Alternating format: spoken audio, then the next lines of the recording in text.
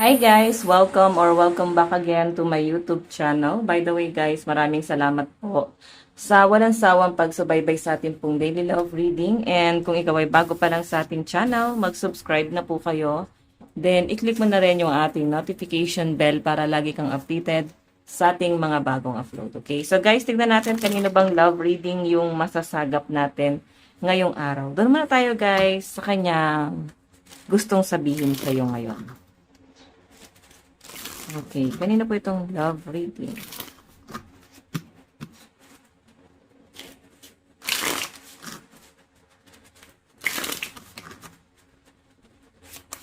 Okay.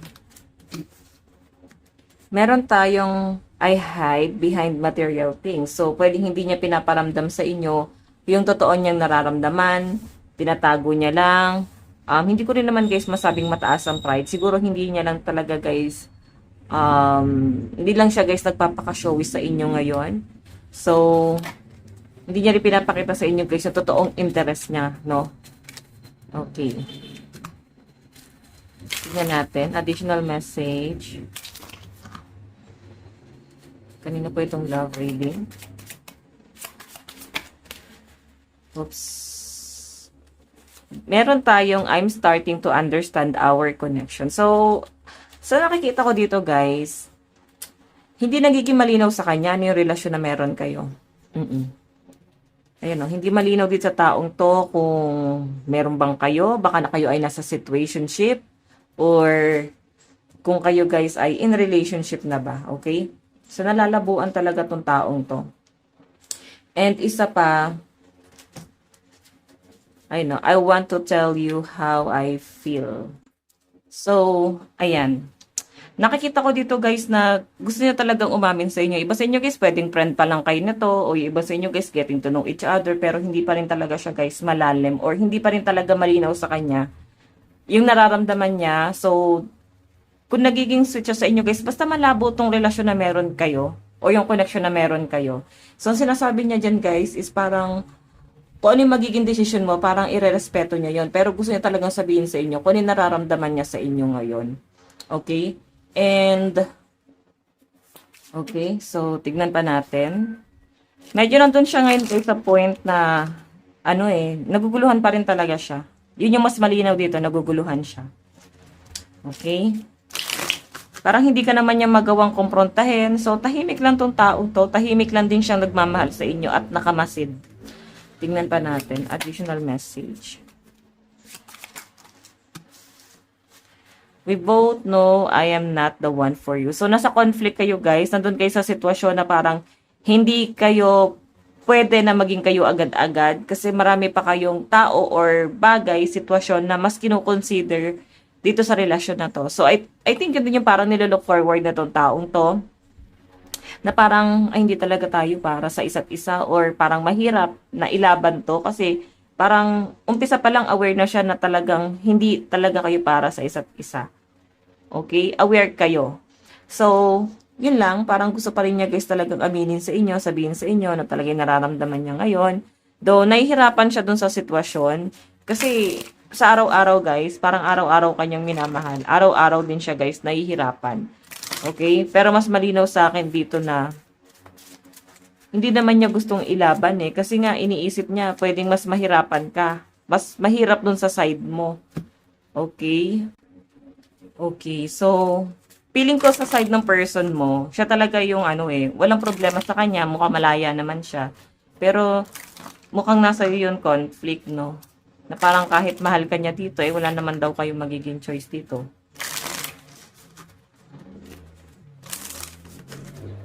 Tignan natin.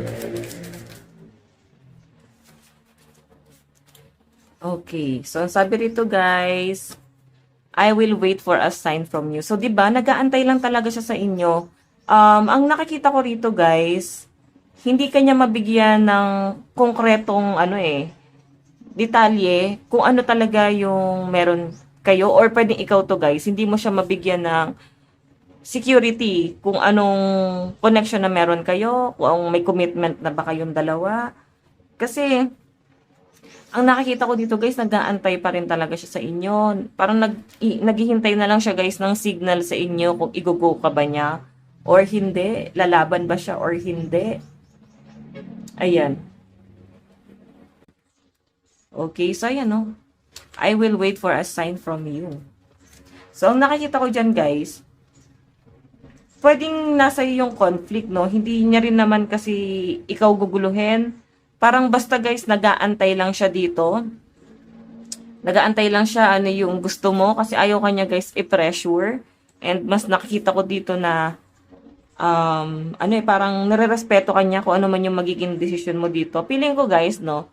Wala naman talaga sa kanya yung conflict. Baka nasa iyo talaga yung conflict. Ano ba to? In relationship ka ba? May asawa ka ba? May jowa ka ba? Kung wala naman guys, pwedeng meron kang problema na mas kailangan mong pagtuunan ng pansin or mas kailangan mong parang isolve mo na. Hindi mo pwedeng isabay mo na yung love life mo. Parang ganun yung nakikita ko dyan. Okay, so mas nakikita ko dito guys, parang hirap siyang lumapit sa inyo. Kasi yung sabi rito, I couldn't let you get close to me. So, siguro may mga iniiwasan siya para hindi ka magkaroon ng conflict kung sakali. Hindi ka mahirapan. Pero guys, mukhang nag-aantay lang talaga siya ng sign sa inyo. Okay, parang nandito lang siya. So, parang hayaan ka muna niya guys na nandyan ka, na sige, solusyonan mo muna yan.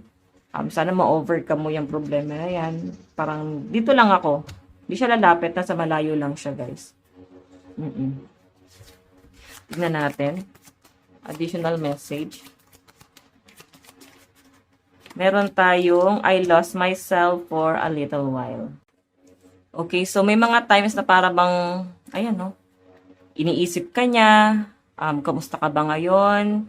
Okay ka ba? Pero mukhang nakikita ka naman niyang okay, pero sa observation nitong taong to guys, mas nakikita ka niya na someone na baka tinatago mo lang, kino-cover mo lang kung ano yung totoong nangyayari.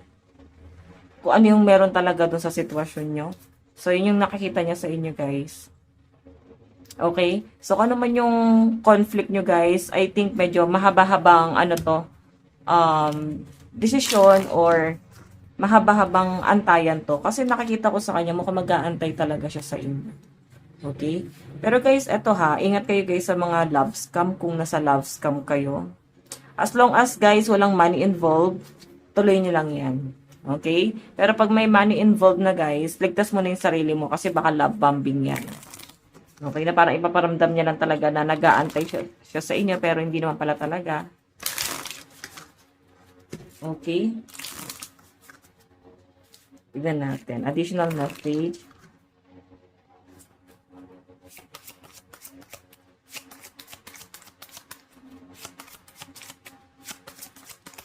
Additional message. I remember every detail of that day. So, parang ilang araw na kayong hindi nagkikita or nag-uusap nitong taong to. So, again, sabi ko nga guys, pwede nag-iiwasan kayo ngayon or nagpapaka-busy siya rito. Kasi ngayon parang wala siyang ibang ginagawa kundi alalahanin ka eh. Hindi siya makapag-focus sa trabaho niya. Sobrang namimiss ka nito. Yung iwasan na ginagawa nyo guys, parang mas nakakagulo pa lalo sa kanya. Hindi pong tinatry niya guys mag-focus. Pero mas nafe-feel niya na mas nakakagulo sa kanya. Okay. Tignan pa natin. Additional message. Meron tayong the timing just wasn't right for, diba? Naku. Okay, so ayusin ko lang to guys. So feeling niya dito guys, parang tamang pag-ibig sa maling panahon. Ganun yung nakikita ko dito, no? Kasi the timing just wasn't right for us. So, I think ang gagawin niya na lang talaga guys is magantay kasi nasa mga maling pag-ibig yung mga nasasagap natin dito. Malinaw na nakikita ko parang nasa maling pag-ibig or hindi pa siya guys napapanahon. Okay? So, parang abangers na lang or antay na lang talaga kung ano man yung pwedeng kahinatnan niya to sa future.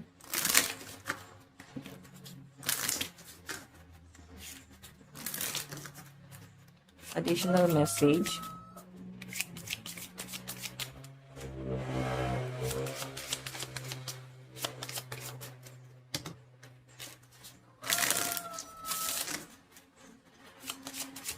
Additional message.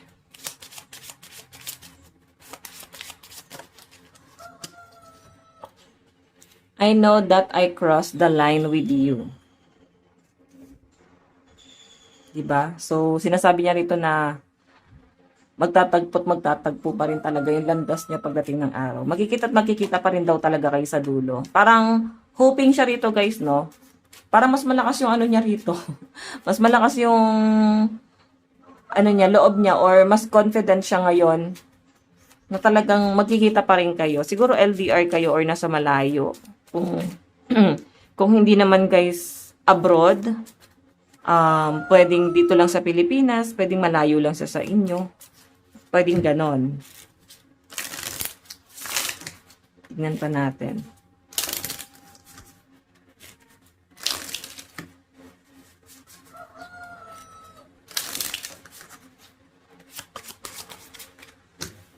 Okay, so meron tayong I don't react when people mention you.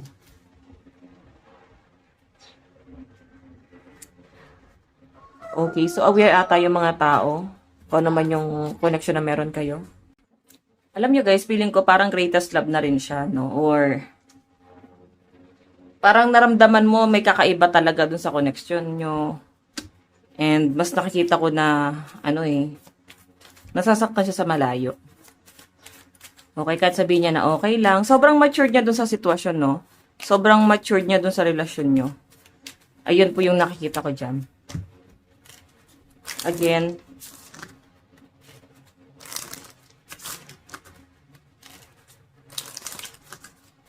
additional message. Kanina po itong love reading.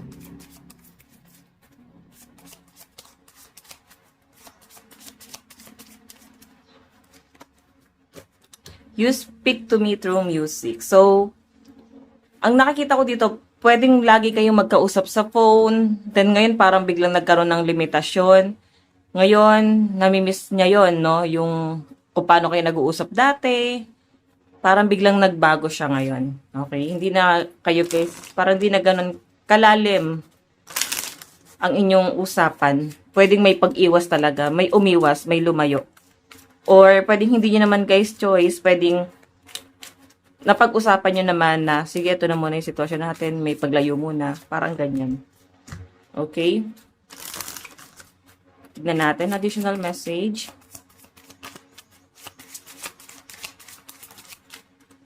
Meron tayong,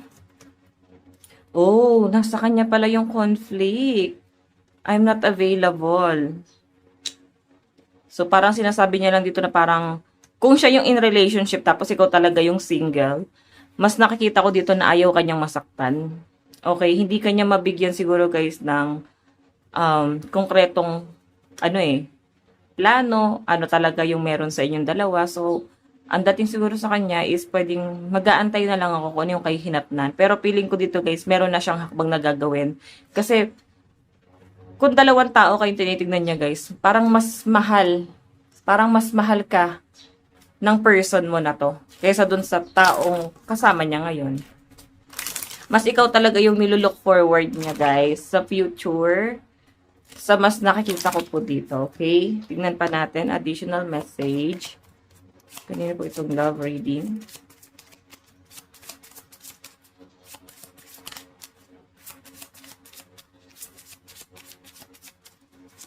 Meron tayong it's time for me to heal now.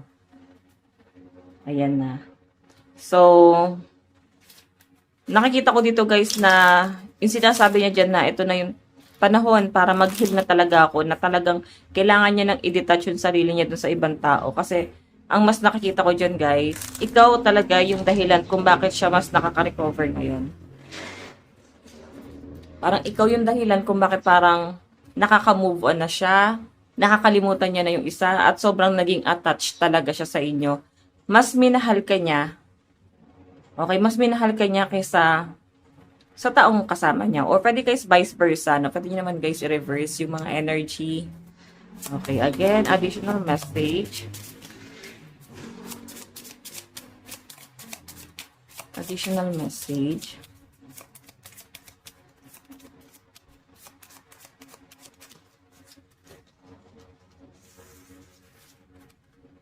You were the best thing in my life. Ikaw yung pinakamagandang nangyari at dumating sa buhay niya. Bukod sa kung nagkaroon siya ng anak ha. Sa love life niya, syempre, ikaw yung parang pinaka-the best sa lahat or iba yung naramdaman niya talaga. Okay? So, tignan pa natin. Kanina po itong love reading.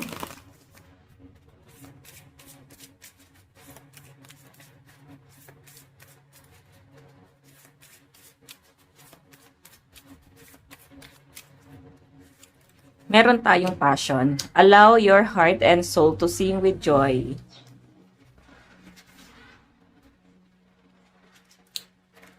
So, alam nyo guys, nandun yung parang pagpipigil nyo talaga sa isa't isa. Sa nakikita ko dito, gustong-gusto kanyang lambingin, gustong-gusto kanyang mahalin, yakapin, gusto niyang iparamdam sa inyo.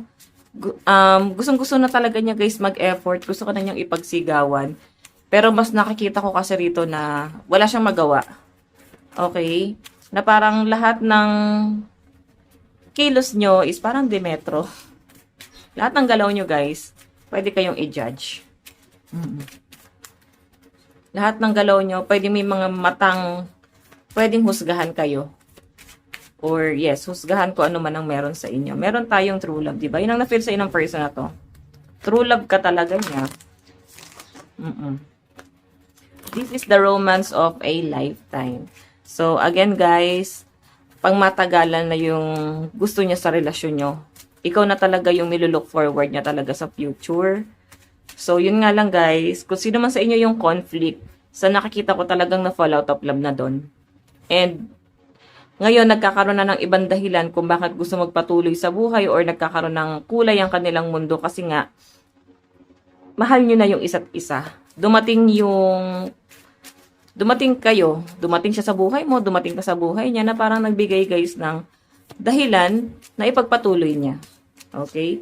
So again, meron tayong express your love, go ahead and make the romantic gesture. Diba? So alam nyo guys, ayun yung gustong-gusto niyang gawin sa inyo. Gusto niya iparamdam talaga sa inyo. As in, nandun yung desire, nandun yung lalim, nandun yung hugot. Nandun yung hugot niya na gustong-gusto niya talaga. Oo.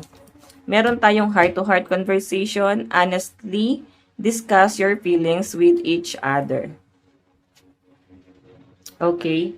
So, again, may pag-uusap na mangyayari sa inyong dalawa. Feeling ko dito guys, parang pag-uusapan nyo na yung connection nyo, pag-uusapan nyo na yung relasyon nyo, kung ano ba yung magiging plano, kung saan na ba talaga ito patungo, ano ba yung magiging dahilan.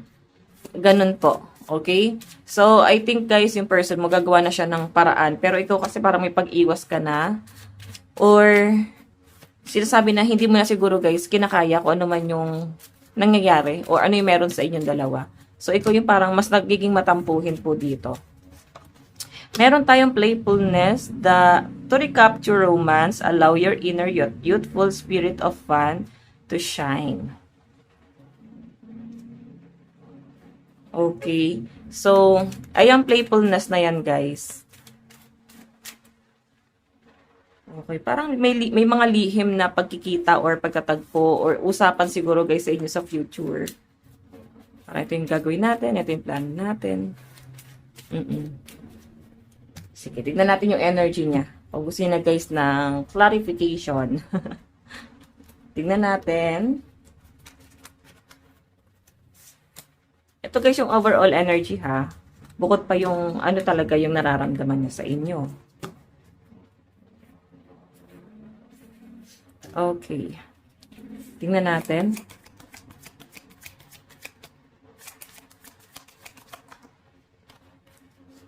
Nararamdaman niya sa inyo. Di ba family o? Gusto kanyang ilaban pero meron talaga siyang ibang nilook forward. I think may problema siya. Inisip siguro yung mga anak niya or kasal siya. Hindi niya pwedeng i-let go to ng ganun-ganun lang or patuloy yung connection niya doon sa taong yon. Kasi may mga responsibilidad siya doon. Oo. So, again,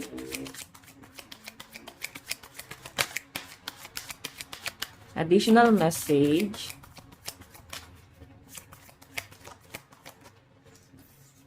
Meron tayong justice. Diba? Pero yun kasi guys, hindi niya na kasi nafe-feel yung respeto doon sa partner niya or sa taong kasama niya. Parang feeling niya guys, hindi siya pinahalagahan. Iba yung naramdaman niya sa inyo guys. Parang ikaw pinahalagahan mo siya, minahal mo siya. May naramdaman siya sa inyo guys na kakaiba na wala doon sa taong kasama niya. Oo. So again, meron tayong the sun. Okay.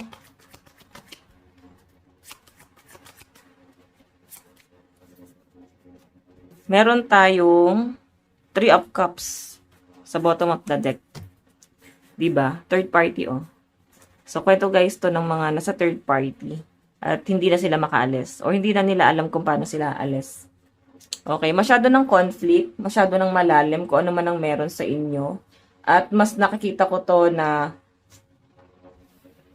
mahirap na talaga. Mahirap na talaga na makawala dito. So, again guys, sabi ko nga sa inyo guys, pag alam niyo komplikado ang isang sitwasyon, umpisa pa lang guys, sagipin mo na yung sarili mo. Kahit sabihin na natin na nandun yung sinasabi niya na mahal ka niya, pero aware siya sa sarili niya na hindi niya kayang mamili. So, may mga zodiac sign kasi guys na gusto nila ng challenging dun sa relasyon.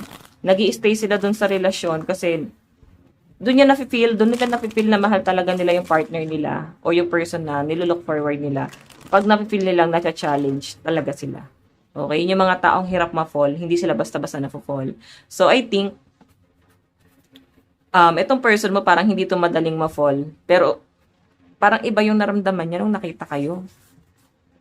Tignan nyo naman, no, the sun. Ito ni pinakamaganda, guys, sa lahat ng tarot deck. Itong the sun. Okay? So, tignan pa natin.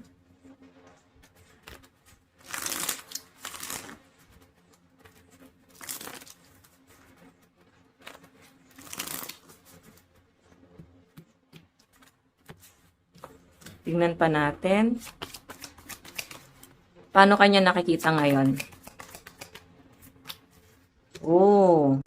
So, nakikita kanya na someone na ikaw na yung everything. Parang ganon. Nasa yun na lahat ng katangian and nabulag na siya ng tuluyan. Ayun, wala na siya nakikitang mali sa inyo eh. So, nung mga panahon kasi guys na nagtagpo kayo or hindi naman guys ganun kalalim eh, yung nararamdaman niya sa inyo. So, parang meron siya ibang taong kinukulit or meron siya ibang taong nilalande, nilolook forward, then parang nung dumating ka, kakaiba ka.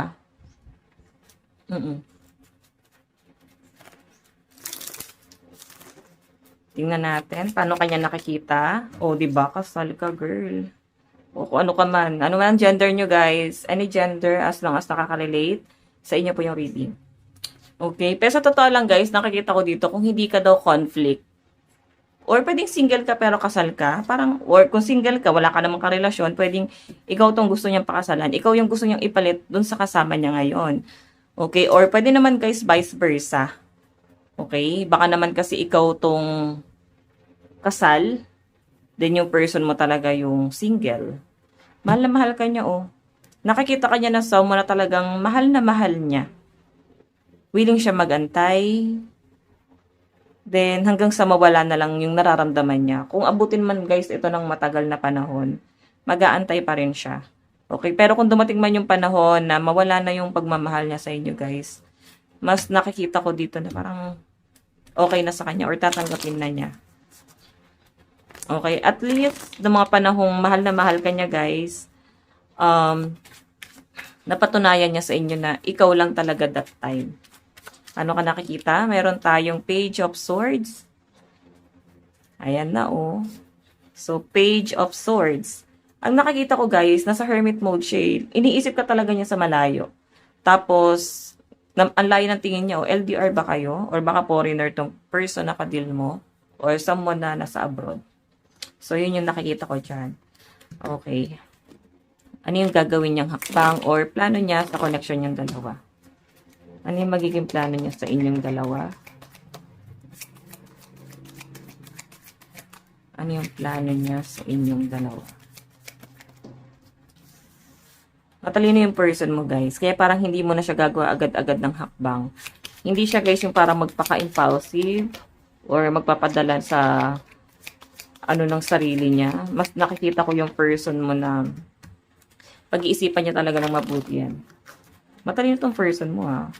Meron tayong The Hangman. Okay?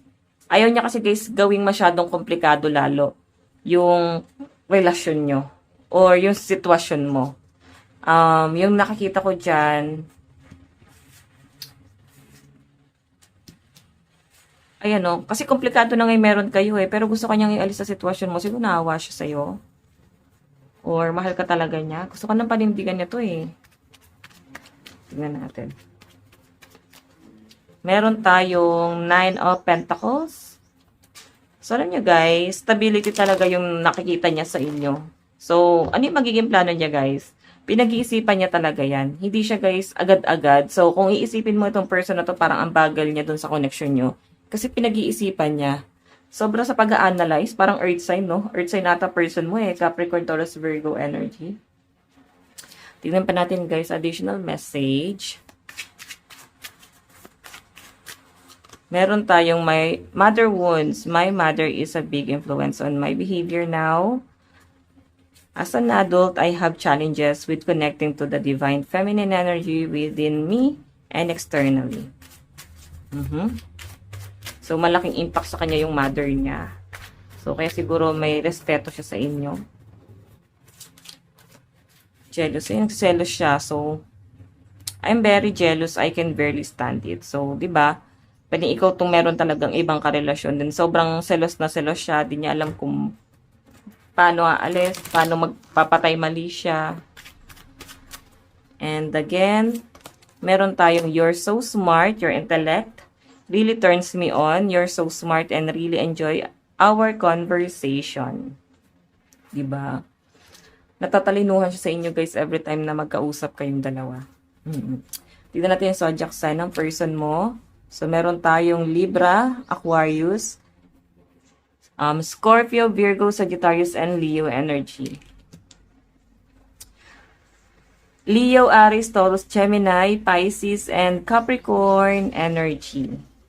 Okay, so yun yung mga malalakas na zodiac sign sa side ni person. So, sa side mo naman.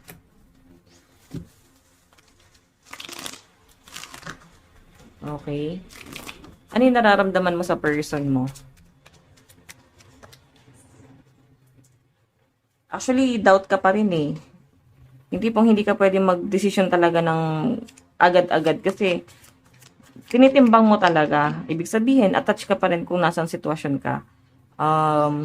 Ayaw mong magpaka-impulsive. So, kung mabagal yung person mo, parang ganun ka din naman. Oo.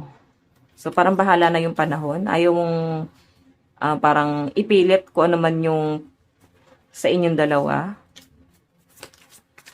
So, sinasabi lang guys, ng Ace of Wands is parang mag-ingat ka sa mga desisyon mo. Okay? So, nakikita ko naman dito guys na ginagawa mo. Nararamdaman mo sa kanya. Mag-ingat ka sa mga desisyon mo kasi five of swords. Gulo talaga siya. Okay? Third party to guys. Okay? Pwedeng may mga taong pwedeng magalit at sumabog dito anytime. Okay? So, again.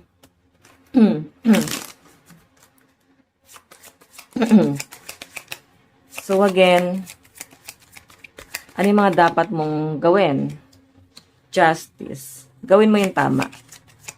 Okay? Gawin mo yung tama, hindi para sa kanya, kundi para sa'yo, sa kaligtasan mo. And, syempre, parang buuin mo muna yung sarili mo. Okay? Hindi mo kailangan nilagay yung sarili mo sa conflict. Buuin mo muna yung sarili mo. Sabi dyan. Again. Meron tayong, diba? Nagkakaroon ka ng mga sleepless night, kaka-overthink dito, may mga pagsisisi, nandun sa point na pinanghihinayangan mo rin siya, at the same time, mahirap nang umalis. So, pinipilit mong buuin yung sarili mo, parang broken-hearted ka dito Zodiac sign mo. Meron tayong Sagittarius, Virgo, Scorpio, Cancer. Meron tayong Gemini, Pisces, Taurus, Capricorn, Leo and Aries, last one. Virgo, Scorpio, Cancer, Aquarius, Libra, and Sagittarius. Okay, so guys, ito lang po ang inyong daily love reading. Bukas po ulit. God bless and love you all. Bye-bye.